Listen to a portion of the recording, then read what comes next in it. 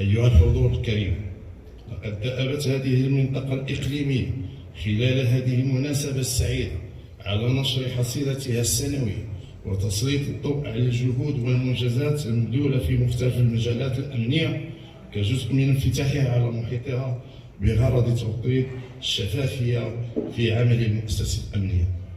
ويمكن التأكيد هنا أن الأرقام المسجلة خلال الفترة الممتدة من 16 مايو للسنة المنصرمة إلى غاية اليوم تعكس بحق حجم المجهودات المبذولة في شتى المجالات الأمنية. فعدد الأشخاص المقدمين إلى العدالة خلال الفترة المذكورة فاق عددها 5500 شخص، ووصل عدد الأشخاص المبحوث عنهم إلى 2059 شخص.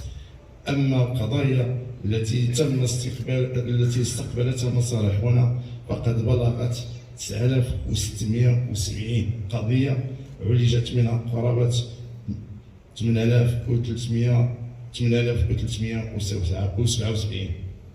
وعن قضايا المخدرات والمؤثرات العقلية فقد نجحت مصالحنا في إيقاف ما يزيد عن 625 شخص بين مستهلك ومروج، وحجم ما يناهز من 522 كيلوغرام من مخدر الشراء إلى جانب 19807 من حبوب الهلوسة. وفي ميدان الهجرة غير الشرعية أحبطت 20 محاولة وتم إيقاف 27 شخص بين مرشح ومنظم.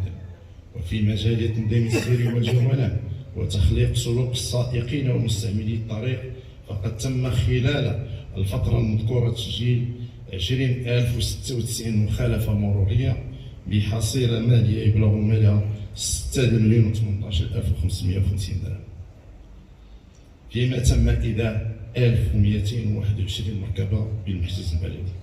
وفي مجال التأسيس والتوعية لفائدة تلامذة المؤسسات التعليمية فقد قامت الخلية المعنية بإعداد مجموعة من الدروس والعروض في مختلف المواضيع استفادت منها 49 مؤسسة و 2771 تلميذ وتلميذة.